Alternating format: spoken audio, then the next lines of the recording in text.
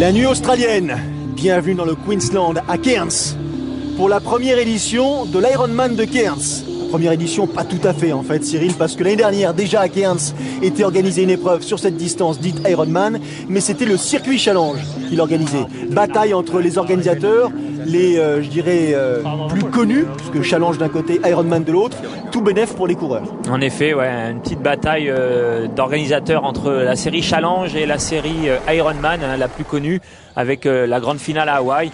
Et cette année, donc Cairns est passé sous le label Ironman avec des points attribués pour les athlètes élites pour se qualifier à Hawaï et des slots attribués pour les athlètes amateurs pour également participer à cette grande finale. Cairns, le Queensland, au nord-est de l'Australie, accueille donc cette première édition de l'Ironman de Cairns qui intègre un festival de courses, alors sur le plan aquatique, sur le plan cycliste, le plan VTT. Là vous avez le départ de l'Alpha Ironman qui a été donné quelques minutes plus tôt, mais la course qui va nous intéresser, la course reine, c'est bien sûr l'Ironman. Une course qui aura la particularité de réunir des athlètes de renom et puis aussi de fêter en quelque sorte le retour de Chris McCormack sur le longue distance. Ouais, Chris McCormack qui fait son retour, qui n'a pas réussi son pari de se qualifier pour les Jeux Olympiques. Hein. Il était un peu court dans les trois disciplines, il manquait encore beaucoup de vitesse. Et Chris McCormack qui, pour participer à Hawaï en tant qu'ancien vainqueur, n'a besoin que de faire un Ironman et de se classer sur un Ironman. Il n'a pas besoin d'aller chercher les points comme beaucoup d'autres. Donc Maca qui est présent ici à Cairns pour l'Ironman d'Australie pour aller chercher sa qualif à Hawaï. La grande barrière de corail au large donc de Cairns, connu pour ce site absolument phénoménal, monumental, site touristique de premier plan international. Et donc ici même, c'est donc la préparation pour tous ces athlètes. 3 km 8 de natation, 180 à vélo, 42 km de course à pied, rien d'exceptionnel. Un parcours qui n'est pas tellement difficile à vélo. Il a, je dirais presque, l'unique intérêt de longer l'océan d'un bout à l'autre. Ouais, longer l'océan tout au long du parcours, en aller-retour. Un parcours un peu bizarre, puisqu'ils vont à un endroit, ils reviennent une partie, puis ils repartent et puis ils reviennent sur la totalité. Un parcours sans grande difficulté, et si ce n'est que voilà, la chaleur et les 180 km à parcourir. Malgré tout, et parmi les athlètes présents, on vous a parlé bien sûr de Chris McCormack, parce que ça valait le coup quand même d'insister sur ce retour. Il faudra s'en méfier à Hawaï, même si à l'époque où il a couru Cairns, puisque l'épreuve avait lieu au début du mois de juin, il devait avoir dans la tête l'idée de se frotter un tout petit peu à Lance Armstrong, qui était prévu comme étant un des favoris présents aussi à Hawaï en fin d'année. Ce ne sera pas le cas. Vous avez suivi l'actualité comme nous. Lance Armstrong ne sera pas autorisé à participer à ces épreuves. Le départ a été donné donc à part Maca, sont présents d'autres Australiens, et pas n'importe lesquels.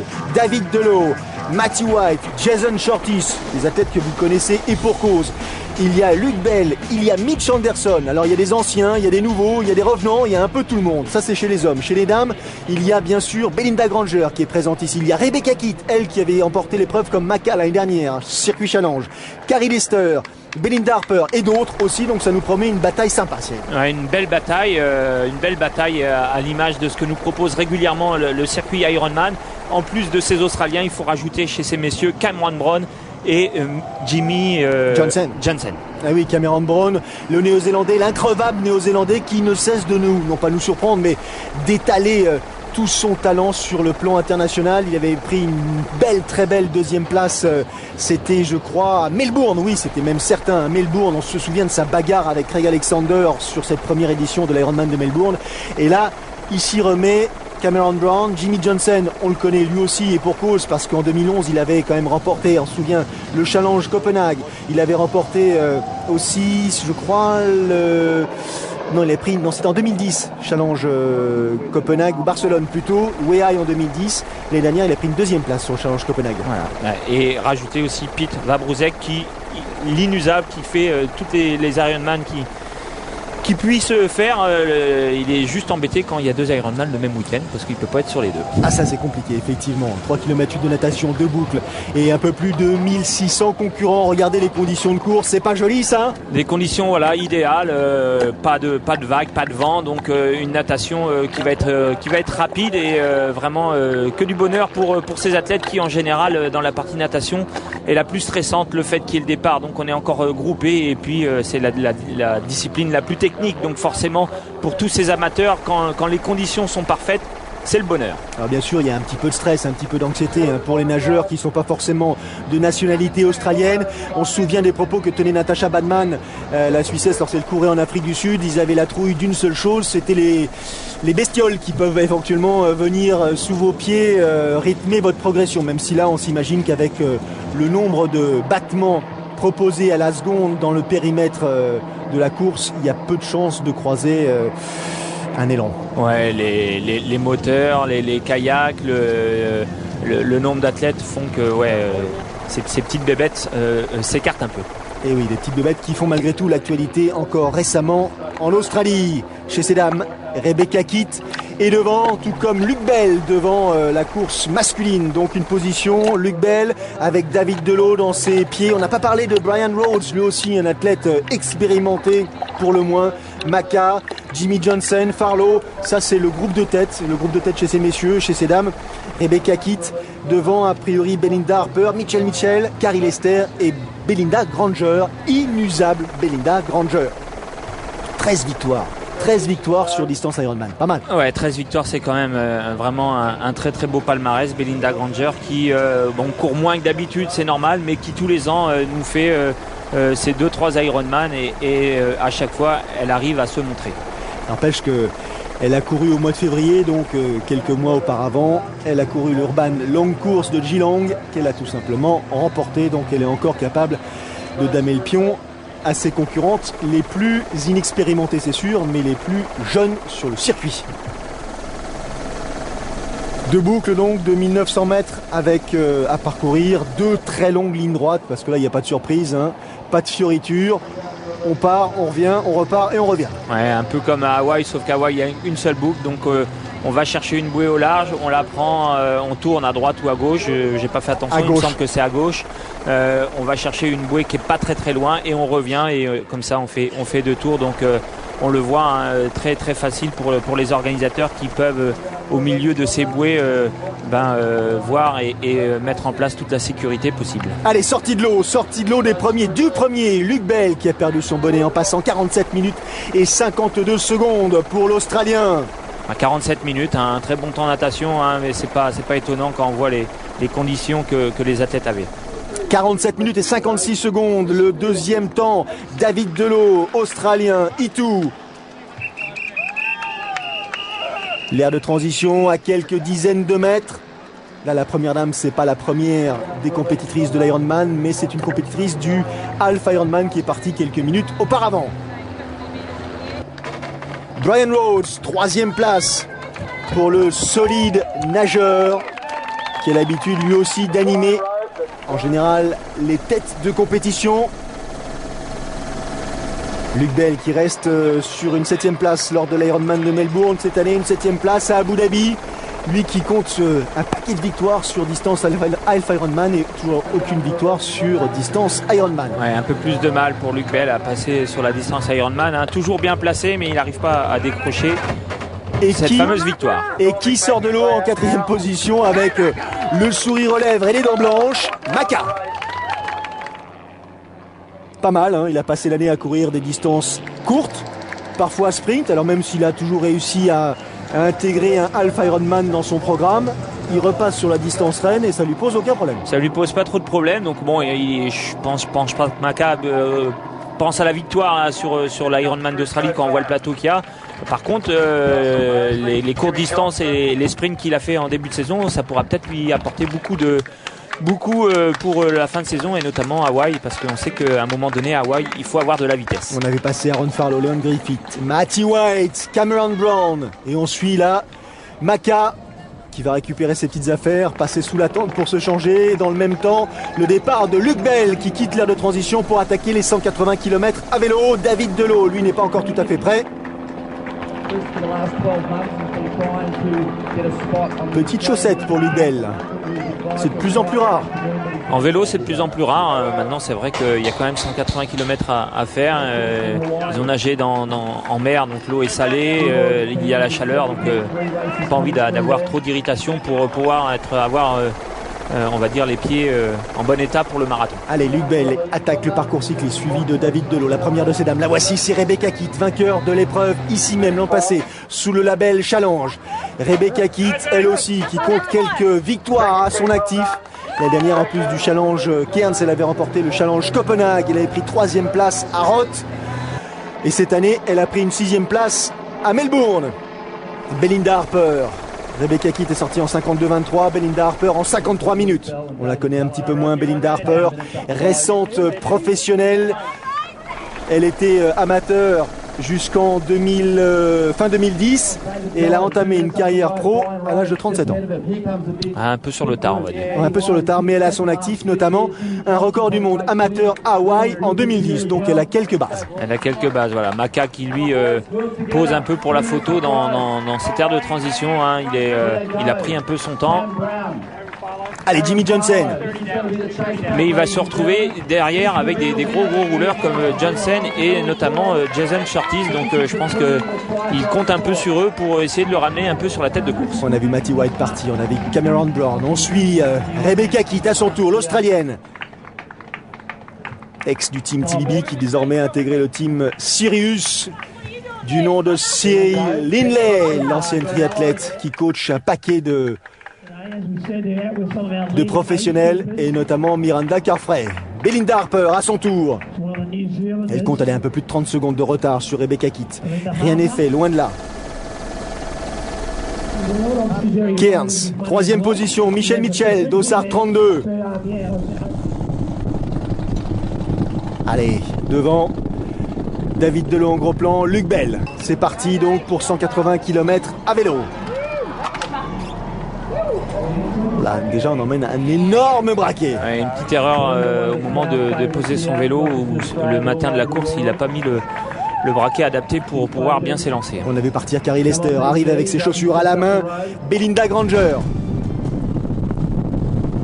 Alors, les leaders, comme le signifie le synthé, David Delot, Luc Bell, qui pour l'instant ont pris un léger avantage sur leur poursuivant immédiat, Brian Rhodes, bien sûr, Maka, Aaron Farlow, Jimmy Johnson. Petit écart à la sortie de l'eau de plus d'1 minute. C'est favorable aux deux Australiens. David Delot qui va essayer de faire l'effort tout de suite sur ses premiers kilomètres pour mettre à mal le groupe Amaka avec Cameron Brown et Jimmy Johnson. Des gros rouleurs quand même là ici, parce que ce ne sont pas des jeunes espoirs, ce sont des athlètes particulièrement aguerris, expérimentés. Regardez les écarts, donc confirmation, 1 minute et un peu plus pour Delot et Bell. Sur les poursuivants, Matty White 50-44 en 8e position. Parcours cycliste, je vous le disais, sans difficulté majeure. Il a l'avantage de rythmer la progression avec à gauche la forêt pluviale, à gauche dans le sens aller. Le voici justement ce parcours cycliste. Sur la gauche des compétiteurs, la fameuse forêt pluviale, et sur la droite, l'océan avec des couleurs absolument magnifiques. Demi-tour à hauteur de Port Douglas. On entame le retour et puis on s'arrête à mi-parcours pour repartir direction Port Douglas et cette fois-ci aller jusqu'à l'heure de transition dite numéro 2 qui sera le départ pour le marathon. Ouais, donc un parcours vélo un peu atypique. Les athlètes arrivent très tôt avant la course, donc ils ont bien pu cerner ce parcours vélo. Et en effet, ils ont là le droit à des paysages magnifiques. Regardez comme c'est somptueux. Difficile de faire un décor, je dirais pas que plus joli, mais au moins aussi différent. Là vraiment vous avez la forêt, je dirais humide, qui tombe et qui est simplement arrêtée par une route. De l'autre côté de cette même route, vous plongez dans l'océan avec une température d'eau assez douce, des couleurs absolument géniales, la grande barrière au loin. Quel décor! Rebecca Kitt, solidement campée en tête de la compétition féminine.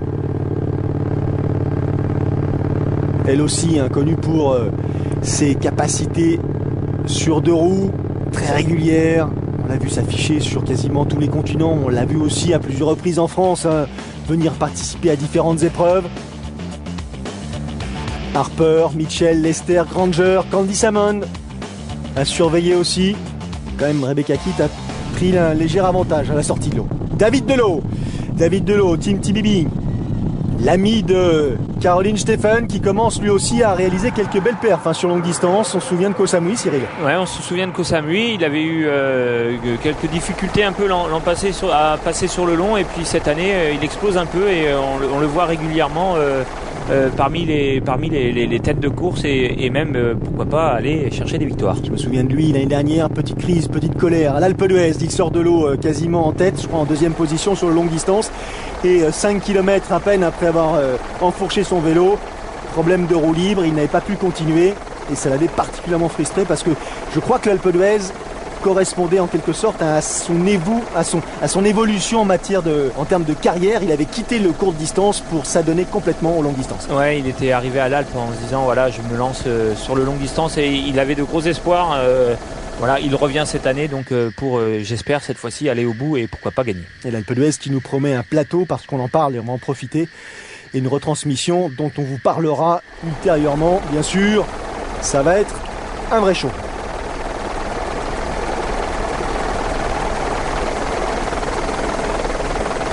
Compétition masculine, Luc Bell, pour l'instant David Delot. Derrière, ça suit Cameron Brown, Matty White. Il y a aussi Leon Griffin. Pour l'instant, je dirais presque que le rythme est commun à tous les compétiteurs, pas de prise de risque. On joue sur la durée, bien sûr. C'est plus simple, a priori, pour ce qui concerne Rebecca Kitt, qui elle a... pour l'instant, creuser un écart assez avantageux avec ses concurrentes immédiates, notamment Belinda Harper et Michelle Mitchell. Ouais, Rebecca Kitt qui se pose un peu moins de questions. On a vu chez les garçons, ça se retourne, on s'observe un peu et on a du mal à faire les écarts. David Delot au gros plan, justement. La morphologie, grand gabarit, qui a réalisé quelques top 10 en matière de triathlon courte distance à l'époque sur les fameuses Coupes du Monde, étapes de Coupe du Monde. Kevin Ferguson, amateur éclairé, amateur australien qui ne manquerait pour rien au monde bien sûr ses compétitions at home comme on dit.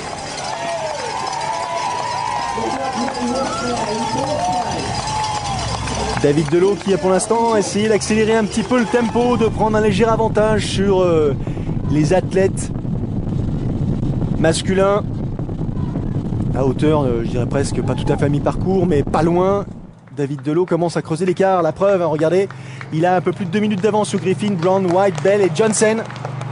2 minutes, bon, il n'y a rien de définitif bien sûr, c'est peut-être même un petit peu tôt, on verra de quelle façon ça va évoluer, mais en tout cas ça donne une indication sur l'état de forme du triathlète tout simplement. Ouais, c'est encore un peu tôt parce qu'on n'est pas encore à la mi-parcours, mais c'est intéressant pour David Delot parce qu'on sait que derrière il a des capacités à faire un très très bon marathon. Derrière il y a des très bons coureurs, je pense à Cameron Brown ou à Jimmy Johnson qui en général cavalent et ont une bonne expérience, mais David Delot, s'il arrive à continuer à prendre comme ça un peu des écarts et si derrière ça se regarde un peu, il pourrait arriver à la fin du vélo avec un peu plus de 5 minutes d'avance et là ça deviendrait un peu compliqué pour ses adversaires. Gros plan, Cameron Brown, dossard numéro 2, David Delot, justement, le voici, l'Australien, on en parle et de plus en plus, il a pris une 5e place à Melbourne en 2012 sur l'Ironman, il avait pris une 5e place en fin d'année 2011 sur l'Ironman de Western Australia, donc c'est pas hasard et loin de là, il s'est donné les moyens, il a intégré effectivement l'équipe entraînée par Brett Sutton, il court beaucoup, il court sur tous les continents, il s'entraîne beaucoup en Asie, donc c'est-à-dire que pendant les périodes hivernales, ça cravache, donc il emmagasine pas mal de confiance en l'occurrence. Ouais, et puis les conditions météo, le fait de s'entraîner beaucoup en Asie et de courir en Asie lui font pas peur, parce que là on le voit, il fait très très chaud et puis d'un autre côté c'est quand même très très humide. Donc voilà, des conditions un peu particulières, mais bon, les Australiens qui sont présents très très nombreux ont l'habitude de ces conditions. Carrie Lester en 3e position, elle a pris le meilleur pour l'instant sur Michelle Mitchell.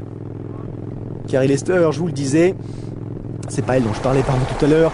Carrie Lester qui elle aussi fait partie du team TBB, qui cette année a pris une 8e place lors de l'Ironman de Melbourne, 2e à Koh Samui. Elle semble apprécier la chaleur, parce qu'à Koh Samui ça avait été sacrément terrible pour les athlètes. Et ils s'en souviennent. 10 victoires sur l'Ironman de Nouvelle-Zélande pour cet homme, Cameron Brown. 10 victoires. Carrie Lester, justement, petit profil. Championne d'Australie 2010. Vainqueur de l'Ironman de Port Macquarie la même année. Et puis plus discrète après. L'année dernière, elle a pris une 3e place ici même. Et en 2009, elle a été championne du monde longue distance amateur. Tout le monde en profite. Nous sommes sur Captain Cook Highway. C'est pas compliqué. Il n'y a qu'une seule route à emprunter. Pas de questions à se poser. Position de recherche de vitesse. Et un peu de patience. Un peu de patience, ouais, un parcours sans grande difficulté, mais avec des petites bosses un peu vallonnées. Ça permet d'être un peu moins monotone. Mais de toute façon, quand on voit les paysages, c'est loin d'être monotone, mais ça permet aux athlètes de pourquoi pas relancer la course. Du maca pur jus en l'occurrence là. Il ne concourt pas pour la victoire, il est là pour effectivement régler quelques détails si tant est qu'il y en a encore quelques-uns à régler. Il est parfaitement prêt pour la compétition, il en profite pour faire le show, c'est vraiment sa signature. Ouais, c'est sa signature, voilà. Il est là entre guillemets à l'entraînement un peu, il est dans la course, mais ça lui sert d'entraînement. Il a besoin juste de participer pour pouvoir aller à Hawaï. Il a laissé tomber les Jeux Olympiques de Londres, il a accumulé les courtes distances tout au long de la saison, il a du jus. Et puis là, il vient ici pour faire du fond, pour se remémorer les 180 km de vélo et le marathon derrière, pourquoi pas derrière faire une grosse perf à Hawaï. Jason Shortis qui pivote à son tour. Jimmy Johnson n'est pas très loin, les amateurs. Cameron Brown là qui va se laisser glisser tranquillement. Belinda Granger, oula, l'année dernière, si vous avez une bonne mémoire, elle avait frôlé la catastrophe lors d'un ravitaillement. Elle avait failli quitter le vélo alors qu'elle devait rouler à 35 ou 38 km/h. Ça avait failli être payé cash. Ouais, elle avait échappé belle sur un ravitaillement. Une petite erreur de Belinda Granger. Actuellement en 4e position. Belinda Granger, connue pour être à l'aise sur le parcours cycliste.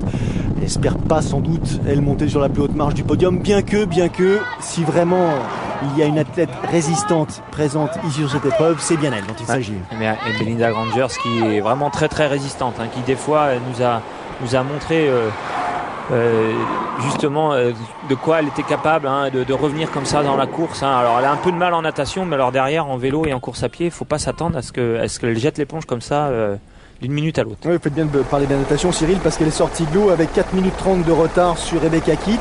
Elle était alors en 5e place, et là, alors qu'ils arrivent à hauteur un peu plus de mi-parcours, je crois, oui un peu plus, parce que là on doit être à hauteur du 120e kilomètre, elle est plus très loin de Rebecca Kitt, qui malgré tout continue son petit bonhomme de chemin en tête. La voici Rebecca, mais derrière, il reste encore un marathon à courir. Il reste un marathon à courir. Et non seulement il reste un marathon à courir, mais il reste surtout une épreuve cycliste à terminer. Pour cet athlète en l'occurrence, Rod Hutchinson, il y a eu contact.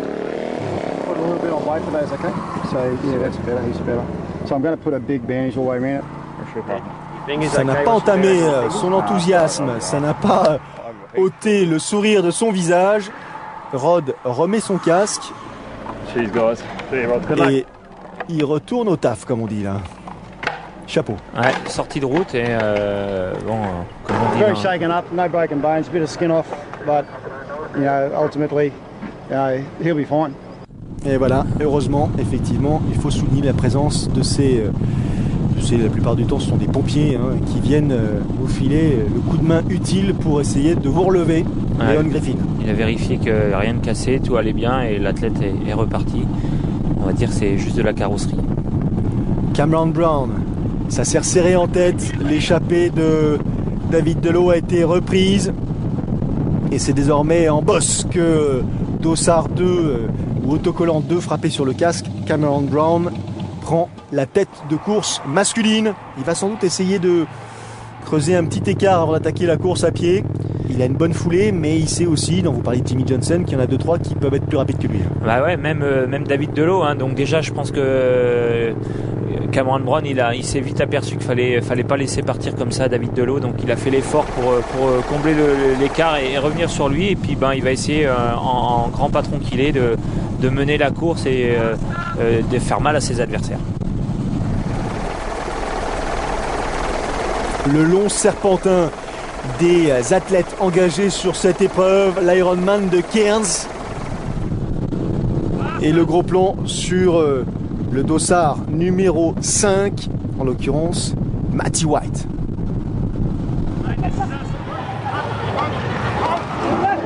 Oula, les ravitaillements, il ne faut pas les rater. Non, il ne faut pas les rater, mais il faut éviter de faire tomber son bidon comme ça sur la chaussée, essayer de l'écarter, de le jeter un petit peu plus loin, parce que s'il revient sur la route, là c'est la chute assurée pour les athlètes qui sont derrière. Là il y a du beau monde devant. Brown, Griffin, Delot, White, Bell. Ça se bagarre, c'est je dirais presque dans la même seconde, pas tout à fait, parce que bien sûr il y a des règles à respecter, des écarts à respecter.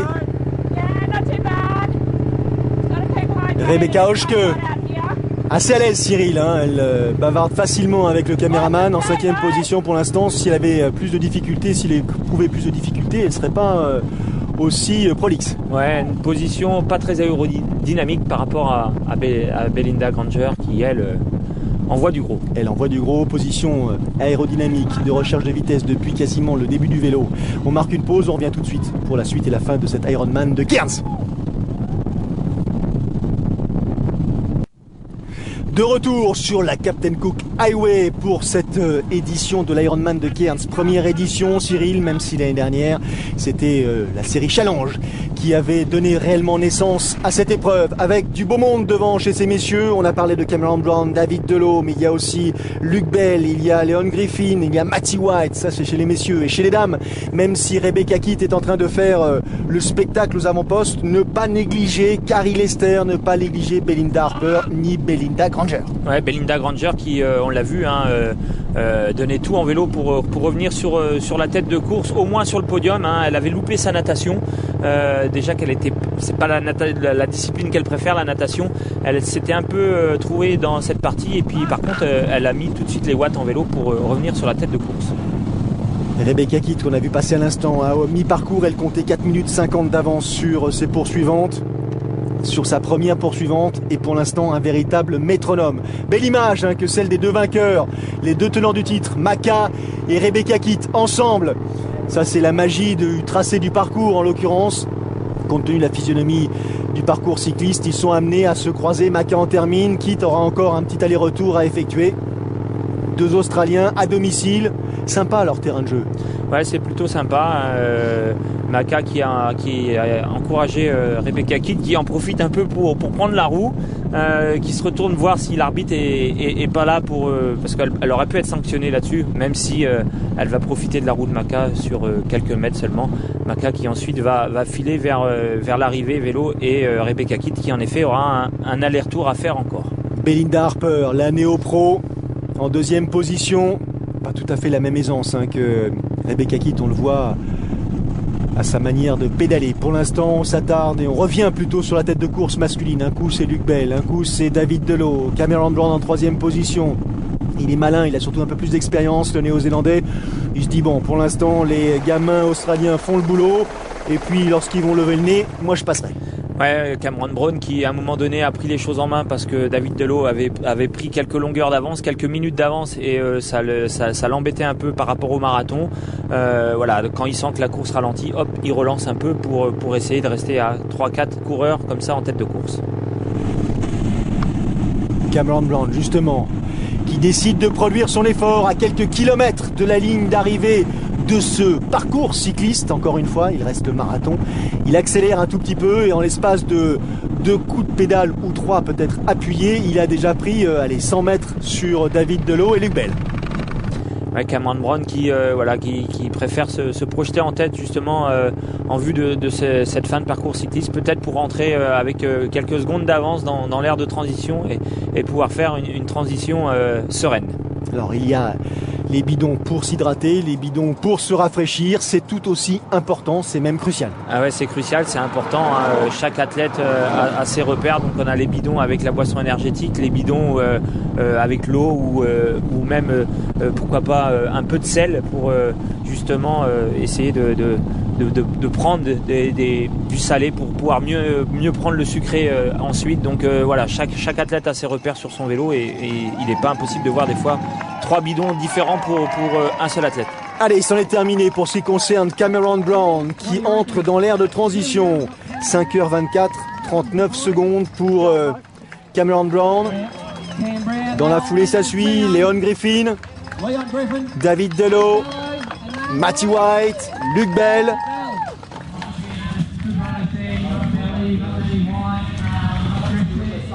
Est-ce qu'on a le temps d'évaluer l'aisance avec laquelle l'adversaire se change ou est-ce qu'on est totalement concentré sur son changement? Non, on est concentré sur le changement parce que voilà, il faut pas faire d'erreur, hein.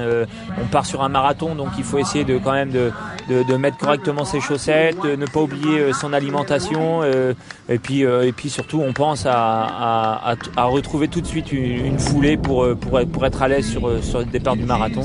Et c'est vrai que quand il y a les adversaires autour, ça met un peu plus de stress et on le voit, hein, des athlètes qui parfois tremblent un peu mais n'ont pas envie non plus de partir loin derrière et envie de pourquoi pas profiter de l'allure de Cameron Brown. Allez, Luke Bell pour l'instant est parti devant tout le monde, il a peut-être une vingtaine de mètres d'avance sur Cameron Brown. 3e position, c'est Matty White, David Delot à son tour. À peine le temps pour lui d'avoir récupéré l'ensemble. Leon Griffin. Il y a une belle brochette d'athlètes, hein. En plus ils se connaissent, hein. Ils sont tous australiens, mis à part Cameron Brown et Jimmy Johnson, hein, qui est présent aussi, hein. On n'a pas encore vu Jimmy Johnson, hein. On n'a pas encore vu, il est bien derrière. Brett Carter à son tour. 5h34-17, il a presque 10 minutes de retard. Jason Shortis. Il y en a un qui est arrivé juste quelques secondes avant Brett Carter, qu'on n'a pas vu à l'image, c'est Mitch Anderson, l'Australien lui aussi. Mitch Anderson, il avait fait une parenthèse et pour cause, on se souvient après ses perfs en 2009, il avait chuté lourdement en 2010 à l'occasion de l'entraînement et il se remet tout doucement. Navré pour ces images, elles ne sont pas forcément très très lisibles, mais elles donnent malgré tout l'écart entre les premiers de ces messieurs et pour l'instant donc David Delot qui s'accroche. On a vu tout à l'heure mano à mano Cameron Brown et Luke Bell côte à côte. Décidément ces images de lutte en course à pied sont de plus en plus fréquentes. Ouais, sur la distance Ironman c'est de plus en plus fréquent, donc c'est pour vous dire un peu le niveau et l'intensité que donnent ces athlètes, hein. Personne veut lâcher et on a vu David Delot partir en 3e position et puis comme ça revenir sur Luke Bell et le dépasser.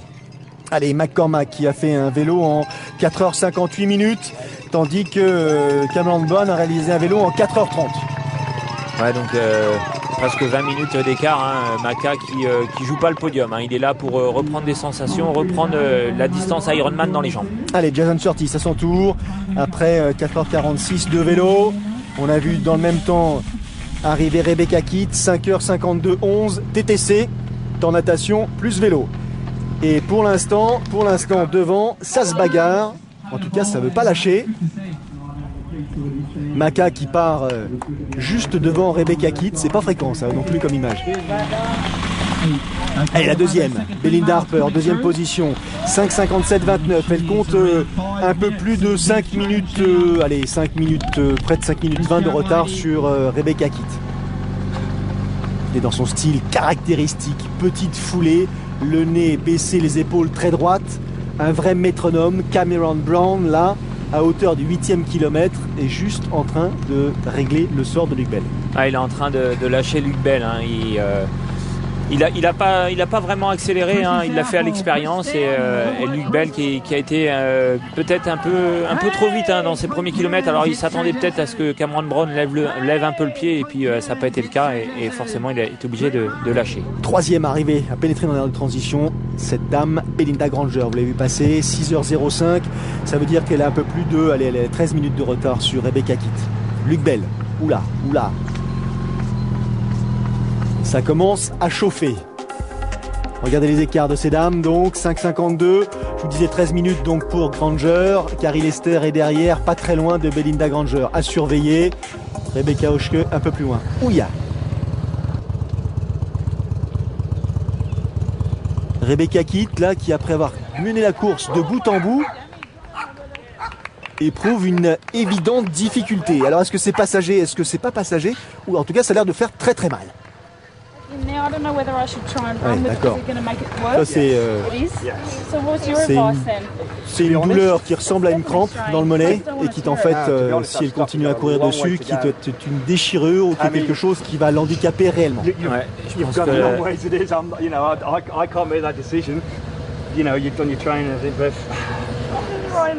C'est ce que lui dit le médecin, effectivement. Il lui dit, oui, si vous continuez à courir là-dessus, c'est pas imaginable. If that's hurting there, I'll be saying.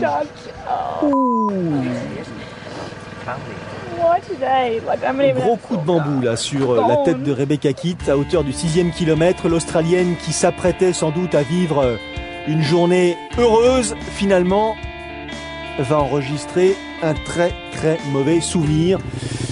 Je dirais presque que c'est le classique, ou du moins c'est le quotidien de ces courses-là.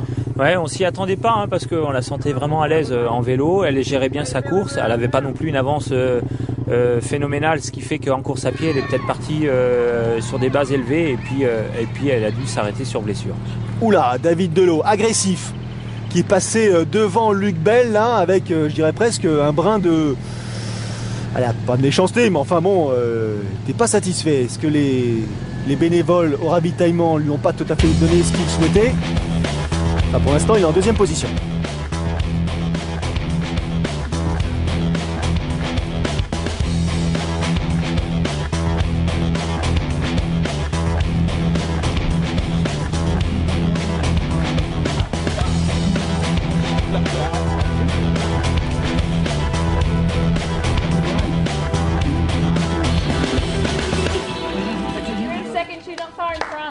Attention, ne confondez pas, hein, ce n'est pas le profil de Rebecca Kitt, elle ne court plus, elle a abandonné. C'est Carrie Lester, désormais en 2e position, derrière Belinda Harper. Et donc, qui est en 3e position? Je vous le donne en 1000. Belinda Granger. Ouais, Belinda Granger qui se posait la question de savoir ce qu'avait Rebecca Kitt et voilà, elles ont échangé. Rebecca Kitt qui du coup est resté sur la chaise du spectateur pour encourager ses adversaires. Matty White, 4e position pour l'Australien, champion d'Australie du Sud, longue distance en 2010, où c'est plus compliqué pour Leon Griffin. La foulée souple, efficace semble-t-il de David Delot qui est désormais en 2e position derrière ce néo-zélandais, ce diable de néo-zélandais Cameron Brown, 40 ans, athlète aux performances, comment dit-on, satisfaisantes. 10 victoires sur l'Ironman de Nouvelle-Zélande, 2 fois 2e à Hawaï. Il a terminé également 2 fois 3e à Hawaï. Donc les podiums à Hawaï, il connaît. Ce qu'il ne connaît pas, c'est la première place. Ouais, il connaît pas la première place, hein. C'est vrai qu'il est passé à chaque fois de pas grand-chose de cette première place. Et Cameron Brown qui, on croyait un peu sur la pente descendante et puis qui cette année nous sort des courses phénoménales. Et tellement, oui. Pour l'instant, il est solidement campé en tête, il change rien, on a l'impression qu'il a fait le vide autour de lui, mais il sent bien qu'il se passe quelque chose parce que ça commence à bouger des allers-retours. Bien sûr, le 2e, David Delot, est en train de revenir. Petite foulée fluide, foulée efficace pour Belinda Granger. Et voilà, à hauteur du 20e kilomètre, 21e kilomètre, c'est David Delot, l'Australien de 32 ans, qui est en train de revenir sur le Néo-Z de 8 ans, son aîné.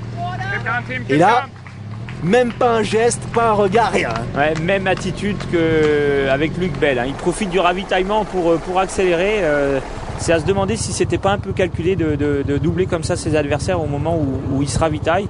Et c'est vrai que c'est assez rare de voir comme ça un athlète qui passe en tête, qui n'encourage pas la personne qui le double. En plus, Cameron Brown qui est quand même vraiment le gentleman dans le milieu du triathlon. Devant, pour l'instant, Belinda Harper, devant Carrie Lester. 3e position pour Belinda Granger. Elle s'accroche, Belinda, elle s'accroche.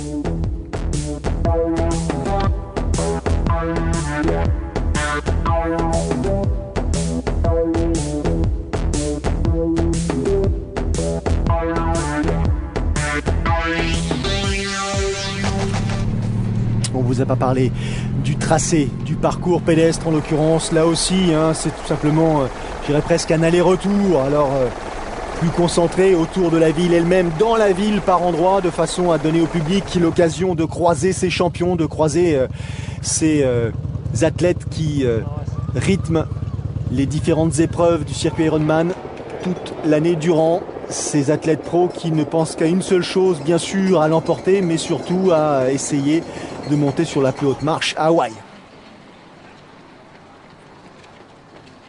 David Delot est désormais en tête, devant Cameron Brown, devant Matty White. Mais attention derrière, il y en a un qui fait son retour progressivement. On en parlait, Cyril, vous en parliez il y a quelques minutes. Il était assez discret jusqu'à présent. Il avait posé le vélo avec 11 minutes de retard sur les leaders. C'est lui. C'est Jimmy Johnson. Jimmy Johnson qui a l'habitude de faire des grosses courses à pied. Donc bon là il est loin encore. Il est encore loin, mais il désespère pas de revenir sur Griffith qui lui est vraiment dans le dur, et pourquoi pas Amy White. Température extérieure douce, 3 juin, en Australie, à Cairns. Et Macca, dans son style, toujours le même sourire sur le visage. N'empêche que Macca, il est pour l'instant dans le top 10, plutôt pas mal. Mitch Anderson sur la droite, sous ses couleurs, ses partenaires ont su rester fidèles.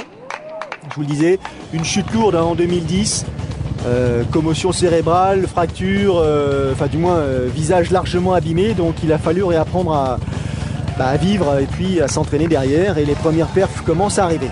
Belinda Harper, leader de cette épreuve féminine. 5e de l'Ironman de Nouvelle-Zélande en 2011.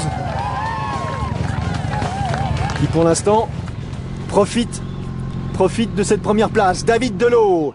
Jamais jusqu'à présent l'Australien n'a remporté plutôt une épreuve Ironman. On le dit encore une fois, il a remporté récemment le longue distance de Koh Samui. Il commence à s'afficher au plus haut niveau. Elle, Belinda Harper, elle se dit que c'est peut-être chose faite. Elle approche de la ligne d'arrivée. Elle va attaquer les 5 derniers kilomètres. Elle est toujours devant Carrie Lester et devant Belinda Granger. Mais au même titre que Jimmy Johnson, que l'on annonce revenant sur la tête de course masculine, sur la tête de course féminine, c'est loin d'être réglé. Depuis l'abandon de Rebecca Kitt, c'est vrai que la course est à nouveau ouverte chez les filles. Oh là, on a vu le virage là, sur l'aile de David Delot. Il s'accroche, il serre les dents. On essaie d'oublier un tant soit peu les douleurs musculaires, les articulations qui deviennent moins souples, plus présentes. Il a une chose en tête, franchir cette ligne d'arrivée en vainqueur. Elle lui est promise a priori. Il a éliminé presque un par un tous ses adversaires. Luke Bell, Matty White, Cameron Brown, le dernier en date, pour se diriger vers cette ligne tant espérée. Et lui s'accroche, il continue. Jason Surtees, ouais. David Delot qui a été agressif tout au long de la course. On l'a vu plusieurs fois attaquer en vélo. On l'a vu attaquer ses adversaires au moment au moment des ravitaillements. Donc vraiment David Delot qui espère depuis très très longtemps cette première victoire sur le circuit Ironman. Candy Simon, 4e position. Attention, ça bouge derrière. Belinda Granger n'est pas sûre et certaine de pouvoir garder cette 3e place pour l'instant. Et c'est pas sûr non plus pour ce qui concerne Belinda Harper.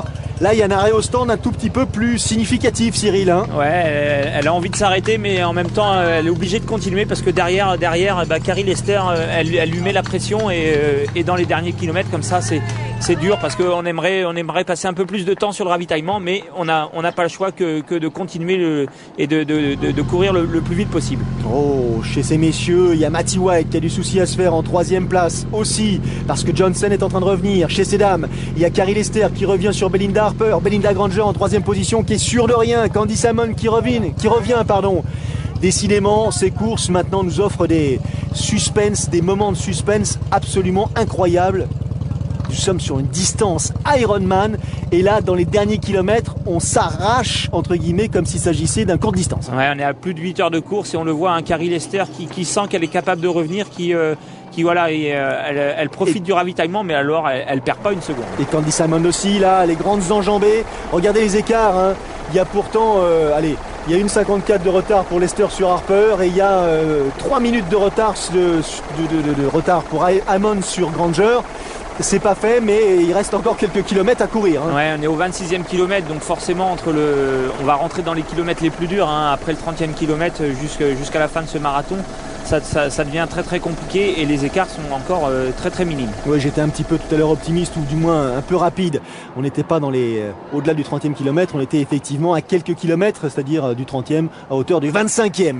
Allez, on continue, la progression. Aïe aïe aïe, il y a contact imminent. Là. Belinda Harper en premier plan, derrière Carrie Lester. Donc là, on n'est plus à hauteur du 26e, c'est sûr et certain, parce qu'elle ne peut pas avoir réglé le sort de Belinda Harper en si peu de temps, sachant qu'elle comptait 1 minute 54 secondes de retard à hauteur du 26e kilomètre. Petr Vabruzek qui vient de passer à l'instant. Et là, on est bien au-delà du 30e kilomètre, au-delà du 35e. Effectivement aussi, on est à hauteur du 37e kilomètre. Contact entre Carrie Lester à droite et Belinda Harper à gauche. Belinda Harper qui vraiment s'est accrochée, hein, qui a repoussé le plus loin possible cette échéance, ce passage un peu de témoin en tête de course, même si elle s'accroche encore pour espérer passer cette ligne en tête. Allez, la ligne d'arrivée, la fabuleuse ligne d'arrivée pour l'instant. C'est Carrie Lester chez ces dames qui devrait y avoir droit. C'est la nouvelle compétitrice en tête de la course féminine. Et lui, la ligne d'arrivée, il a hâte qu'elle se propose à lui. Il sait maintenant que la course est gagnée. Il sait en doublant Jason Shortis. Passage de témoin là aussi presque. David Delot. Première victoire sur le circuit américain, sur le circuit Ironman pour cet Australien de 32 ans. Ouais, belle victoire de David Delot, hein. Il a été la chercher. On sentait bien qu'il courait après depuis pas mal de courses sur ce circuit Ironman. Et on l'a vu agressif tout au long de la course, hein. En vélo, il a attaqué plusieurs fois et en course à pied, il a dépassé 1 à 1 ses adversaires qui étaient arrivés avec lui à la fin du vélo. Un marathon en 2h48 minutes et 26 secondes, pas mal aussi. Hein. Ouais, un très très beau marathon, hein, avec les conditions. Il faisait quand même assez chaud à Cairns en Australie, même si c'était au mois de juin, donc la saison pas la plus chaude en Australie, mais un très très beau marathon. Et il ne sait toujours pas s'il doit la passer cette ligne. Il en profite jusqu'au bout.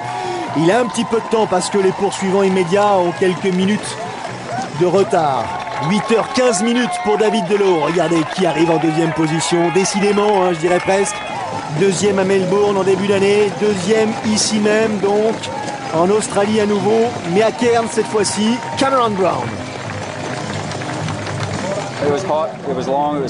Il a fait chaud, ça a été long, ça a été difficile, mais alors il a le sourire qui ne trahit pas. En l'occurrence, il se sentait fort sur le marathon. Il avait effectivement des indications favorables, c'est-à-dire qu'il ressentait, il se sentait bien tout simplement. Et dans ces cas-là, quand vous vous sentez bien, il faut faire simplement attention aux crises d'euphorie entre guillemets. Cameron Brown.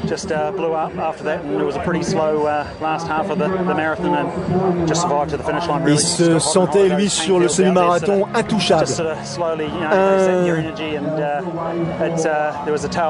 Invincible en quelque sorte. Et puis effectivement le retour de David Delot, la pression de David Delot et puis sans doute un peu de fatigue aussi parce qu'il a enchaîné les courses, Cameron Brown, et il a enchaîné les courses avec des sacrées intensités parce que la bagarre face à Craig Alexander à Melbourne, ça a peut-être aussi laissé quelques traces, même si ces gars-là sont quand même capables d'enchaîner les épreuves. 3e place pour Jimmy Johnson, le Danois qui nous a fait lui un marathon en 2h52. Il est venu manger Matty White sur le finish. Le podium donc de cette première édition de l'Ironman de Cairns. Delot sur la plus haute marche, deuxième Brown, troisième Johnson, quatrième Matty White. 8h31-19, cinquième Petr Vabruzek, il est incroyable aussi. Sixième pour Leon Griffin qui a serré les dents et même plus pour aller jusqu'à la ligne d'arrivée. Et chez ces dames, Carrie Lester est promise à la victoire a priori, sauf retournement de situation dans les derniers hectomètres. La jeune athlète australienne, 8e à Melbourne en Australie, s'apprête à remporter donc cette victoire ici à Cairns. Macca lui franchit la ligne d'arrivée en 9e position derrière Jason Shortis. Le temps réalisé par Chris McCormack, pour vous donner une idée quand même, 9h 5 minutes et 12 secondes. Carrie Lester, vainqueur encore une fois de l'Ironman de Port Macquarie en 2010. Troisième de l'Ironman de Western Australia en 2011. Elle est désormais vainqueur, tenante du titre donc de l'Ironman de Cairns avec cette victoire en 2012. Ouais, très très belle course de Carrie Lester qui a puisé dans ses ressources mentales pour aller chercher Belinda Harper et aussi Belinda Granger qui lui a mené la vie dure en vélo. Belinda Harper, deuxième position. Elle est arrivée là au bout du bout, Belinda Harper. Quelle bagarre nous ont offert ces femmes. Troisième place pour Candy Simon, la néo-zélandaise. Une Australienne, Carrie Lester, deux Néo-zélandaises, Harper Hammond pour le podium. 9h21 pour Carrie Lester, 22h42 pour Harper, 24h45 pour Candice Hammond. Quatrième position pour Belinda Granger. It was a tough day. It's just one of those races that goes to show that anything can happen in an Ironman. Et oui, c'est ce qu'on disait aussi. Bien sûr, c'était une journée difficile. Ça fait partie de ces jours où tout peut arriver, où il faut rester concentré, il faut rester sur sa course, vivre sa course, ne pas se soucier de ce qui se passe autour de vous, parce qu'on passe effectivement chacun notre tour par des phases difficiles. Et Rebecca Kitt a été encore une fois l'illustration de ces fameuses passes difficiles à vivre de manière parfois définitive. Les écarts, Belinda Granger 4e, Rebecca Hoche 5e, superbe. Quelle course! Prochain rendez-vous sur Sport Plus, on va changer un petit peu de registre, on va faire du Xterra. Ce sera mercredi prochain, résumé consacré au Xterra France, couru à Xonru, un peu plus tôt cette saison. Salut à tous. Salut.